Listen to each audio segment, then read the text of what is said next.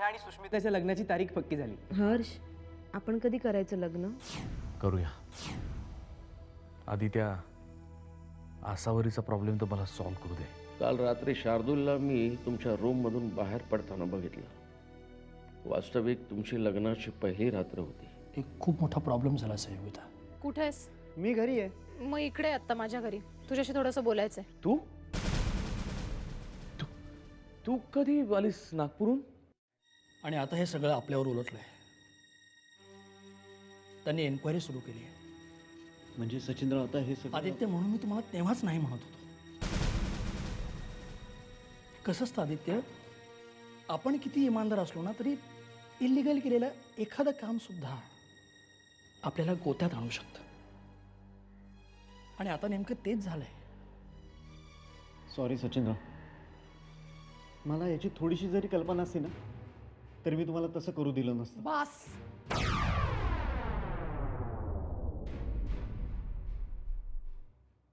तर हे सांगत होते ना तुम्हाला की नका करू रे असं.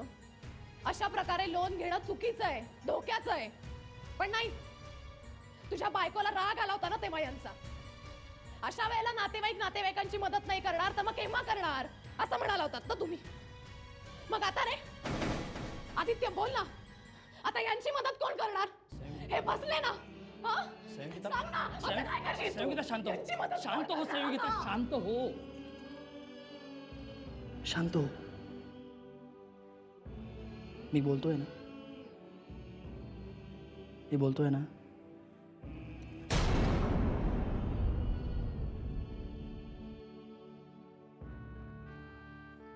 आदित्य,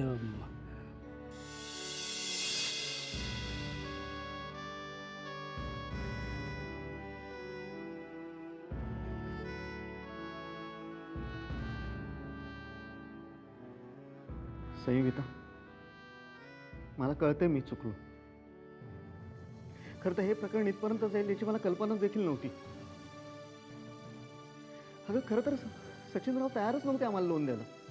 महेंद्र साहेबांनी लोन सँक्शन केलं. ते म्हणाले म्हणून सचिनरावांनी आमचं लोन सँक्शन केलं. असे कसे पलटू शकतात गती? नाही, उद्या जर कोर्टात केस उभी राहिली ना तर मी सचिनरावांच्या बाजूने साक्ष देईन. मी सांगेन महेंद्र साहेबांनीच लोन सँक्शन केलं आमचं. त्याचा काहीही फायदा होणार नाही आदित्य. का? कारण मी आरोपी आणि तू साक्षीदार असं होणार नाही.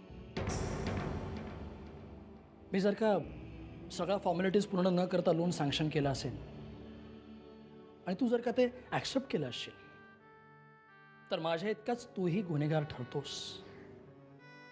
तुला सुद्धा माझ्यासारखंच आरोपीच्या पिंजऱ्यात उभं राहावं लागेल. आणि तिथे तुझं कोणीही ऐकून घेणार नाही, कोणीही नाही. मग आता काय करायचं आपण? आता आता बघूया आपल्या नशिबात काय लिहून ठेवलंय. आपल्या बाजूने सगळे प्रयत्न करायचे, पण शेवटी सगळं नशिबावर अवलंबून आहे. संगीता,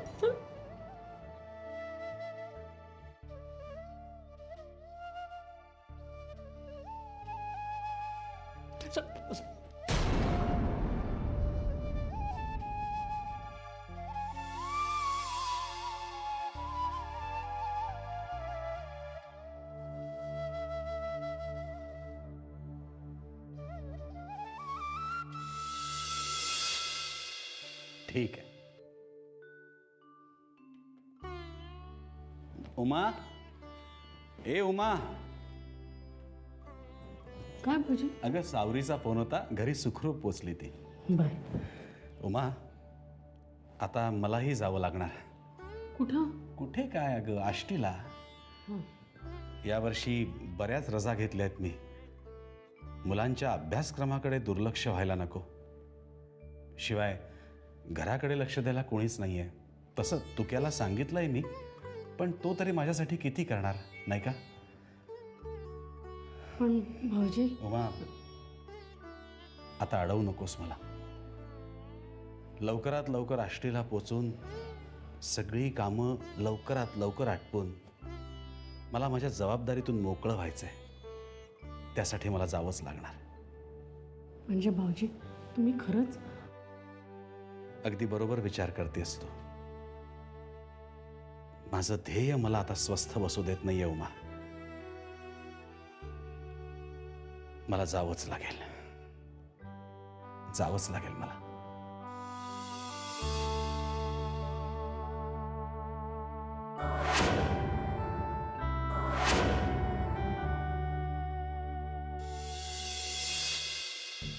आधी काय झालं? संयोगिताकडे गेला होतास ना तू? काय म्हणाली ती? ह्याच्यात एक मोठा प्रॉब्लेम झालाय. काय झालं रे? अरे काही बोलशील तर कळेल ना मला. सचिनराव मोठ्या संकटात अडकलेत. त्यांच्या बँकेतल्या लोकांनी त्यांच्यावर एन्क्वायरी सुरू केली. इन्क्वायरी? कसली इन्क्वायरी? त्यांच्यावरती आरोप ठेवण्यात आला की त्यांनी बँकेच्या लोन केस प्रकरणी फ्रॉड केलाय म्हणून. काय? हो. आणि हे सगळं आपल्या लोनच्या केसमुळे झालं. अरे आपण काय केलंय पण? आपल्या नावावर घराचे पेपर्स नसताना सुद्धा सचिनरावांनी आपलं लोन पास केलं. हा आरोप त्यांच्यावरती ठेवण्यात आला. आधी घर आपल्याच नावावर आहे ना मग. अजून लिगली कुठे झाले ते? सगळे पेपर सबमिट केल्याशिवाय लोन पास करणं हा कायद्याने गुन्हा आहे. हाच आरोप त्यांच्यावर ठेवण्यात आला. मग आता आता काय? संयोगिता सांगत होती सचिनरावांना कदाचित बँकेतून काढून टाकतील. नाही ऐक आपण एक काम करूया. आपण ताबडतोब बँकेत जाऊयात. त्यांना सांगूयात की आम्ही लवकरात लवकर आमचे पेपर सबमिट करतो. अरे आणि तसं मृत्यूपत्रातच लिहिलंय ना, घर आपल्याच नावावर आहे. आपण एक काम करू, मृत्यूपत्राची एक प्रत घेऊन जाऊ बरोबर. त्यांना ती देऊयात. किमान ते बघून तरी सचिनरावांवरचे आरोप मागे घेतील ते. हां चल तू लवकर तयार हो. मी पेपर्स काढतो. हां ठीक. तू पेपर्स बघ. हो.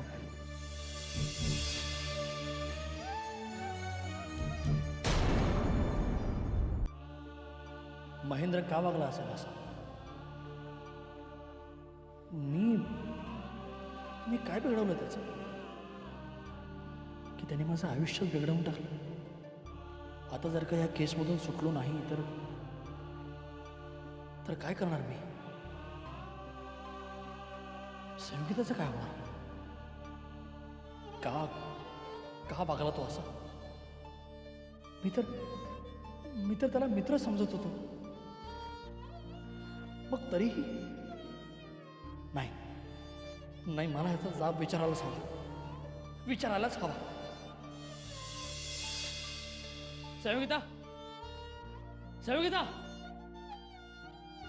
संयोगिता काय? मी जरा बाहेर जाऊन येतो. का म्हणजे घरात बसून डोक्यात नसते विचार येतात माझ्या. विचार करून करून डोकं फुटायची वेळ आली. मी जाऊन येतो. हो. कुठे चाललात? कुठे तुम्ही? महेंद्रकडे. कशाला म्हणजे त्याला जाब विचारायचा मला. तो असं का वागला हे जाणून घ्यायचं. जाऊन येतो. हे बघा, तुम्ही उगाच आताताईपणाने काही करू नका प्लीज. काय होईल? अजून काय करेल तो? काय करायचं बाकी राहिलाय? खूप फसवलंय त्याने मला. खूप.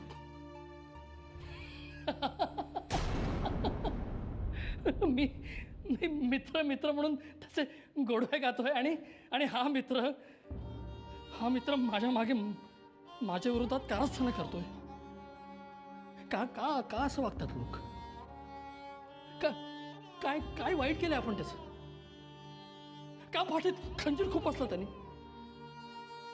नाही मला हे जाणून घ्यायचं. मी अहो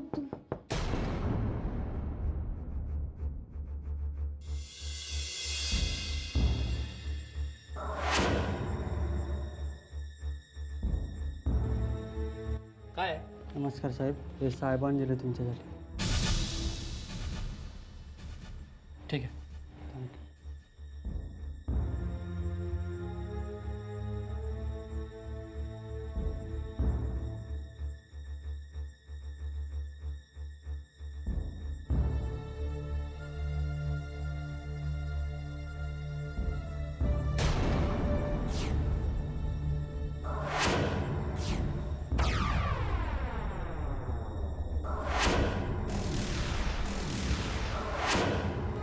अहो काय आहे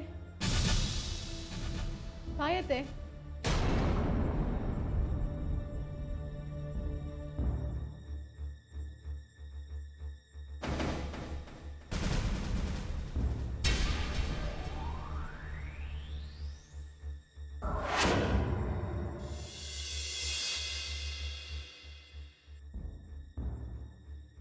काय आहे?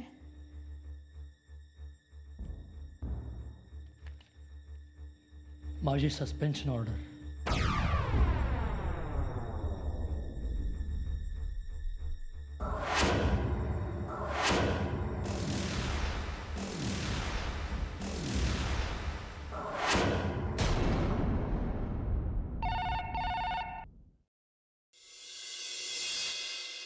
Hello. Hello mister Mahendra Khandke. हां बोलतोय. मी अत्यंत आभारी आहे आपला. आपण फार चांगलं काम करताय. एका दगडात आपण बरेच पक्षी मारलेत. कोण बोलतंय? हां डोंट वरी. मी तुमचा हितचिंतकच बोलतोय. हे असंच चालू ठेवा. मी मी फार फार ऋणी राहीन आपलं आयुष्यभर. आपण कोण आहात? Hello hello hello.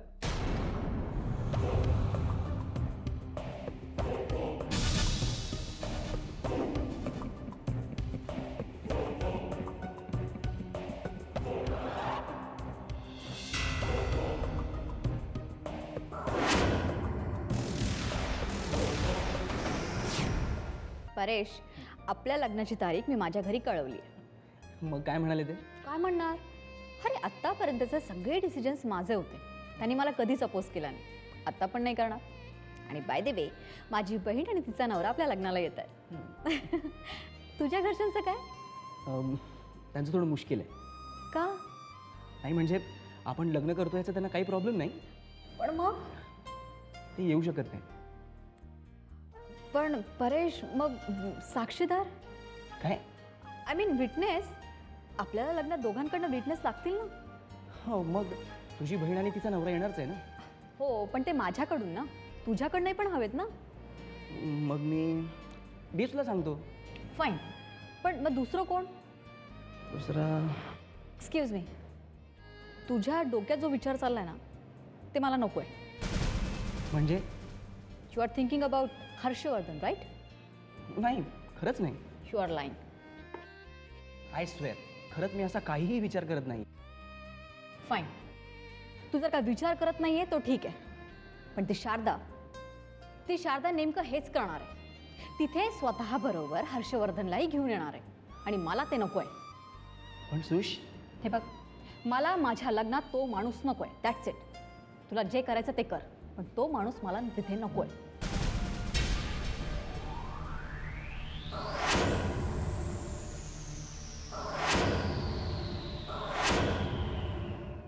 कसला विचार करतोय साधी?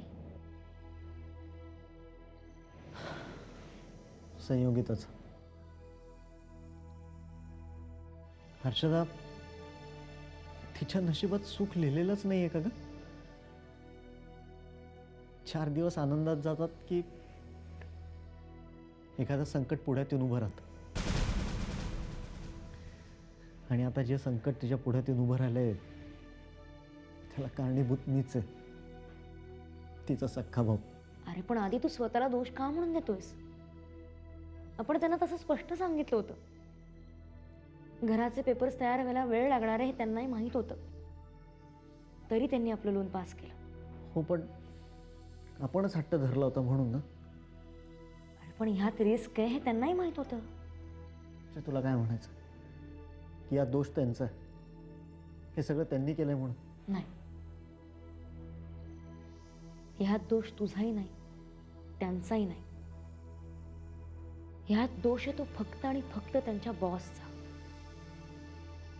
तुला आठवत असेल आधी, सचिनराव शेवटपर्यंत आपलं लोन पास करायला तयार नव्हते, पण आपल्या आग्रहाखातर त्यांनी जेव्हा त्यांच्या बॉसला विचारलं तेव्हा बॉस हो म्हणाले म्हणून त्यांनी आपलं लोन पास केलं. आणि माझ्या बॉसनी परवानगी दिली म्हणून मी तुम्हाला लोन देतोय असंही ते आपल्याला म्हणाले होते. आठवतंय? हो आठवतंय. आणि आज आपण जेव्हा बँकेत गेलो तेव्हा त्यांच्या बॉसनी सगळी उडवडीची उत्तरं दिली. एवढंच नाही तर ते हेही म्हणाले की हे डिसिजन सचिन रावांनी त्यांच्या लेवलवर घेतलं होतं म्हणून. आधी याचाच अर्थ तो माणूस खोटं बोलतोय. आणि मला खात्री आहे, जाणून बुजून सचिन रावांना ह्या प्रकरणात अडकवण्यात आलं. निमित्त झाले ते आपल्या केसचं. अर्थात जे झालं ते खरंच खूप वाईट झालं. आधी आपण सचिन रावांना वाटेल ती मदत करूया, पण हे असं स्वतःला दोष देऊन काय होणार आहे? आणि आधी ज्या बिझनेससाठी आपण हे सगळं केलं त्याचं काय? मला तरी वाटतं आता तरी तू त्याच्याकडे लक्ष द्यायला हवं. उद्या आपलं कन्साइनमेंटचं सामान घेऊन ट्रक नागपूरला चाललाय, तिथे लक्ष दे तू. तो एकदा तिथे पोहोचला ना की मग आपण सगळं पुढचं काम सुरू करू शकू. मग इतर सगळ्या गोष्टींचा विचार करू शकू. आणि तसे सचिनराव स्वतः वकील आहेत. मागे सुद्धा त्यांनी स्वतःची केस स्वतः लढून ती जिंकली होती. मला खात्री आहे, याही वेळी नक्की ते असं काहीतरी करतील. मी काय म्हणते ते पटतंय ना तुला आधी? आधी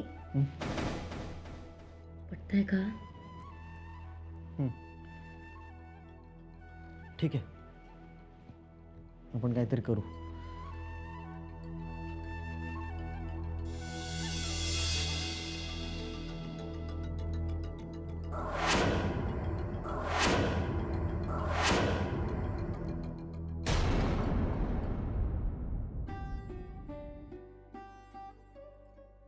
अहो, झोपला नाही? नाही. का? झोपच लागत नाही.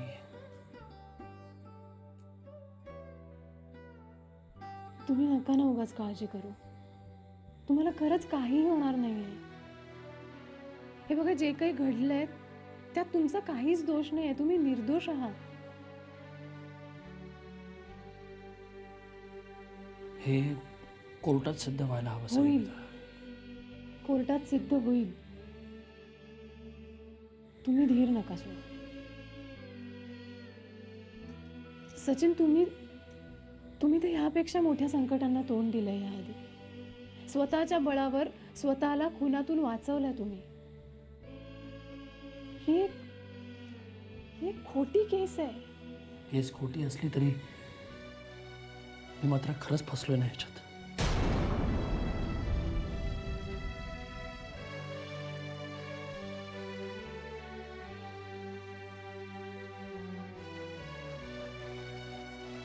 तेव्हाची गोष्ट वेगळी होती संयोगिता. तेव्हा मला कोणी फसवलं नव्हतं. आत्ताची गोष्ट वेगळी आहे. माझे शत्रू माझ्यापेक्षा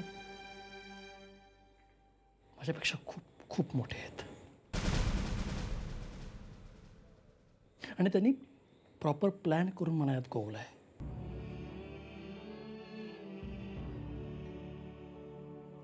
यातून सुटणं खूप कठीण आहे संयोगिता, खूप कठीण आहे. नाही नाही नाही, तुम्ही सुटाल.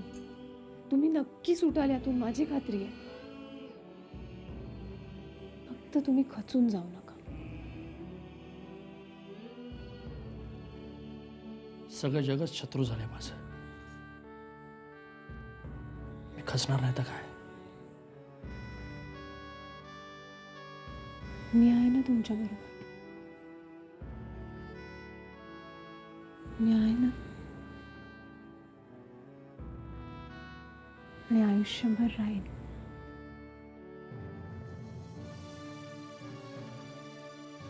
म्हणून तर अजूनपर्यंत जगण्याची आशा सोडली नाही मी. तुझाच आधार आहे मला.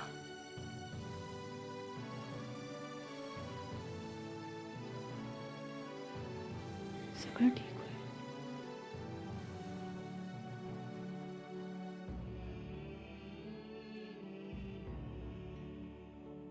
ठीक होईल सगळं. चला चला तुम्ही झोपायला चला. नाही संहिता, तू जा झोपायला. मी थोड्या वेळाने येतो. सचिन चला. संहिता प्लीज. नक्की.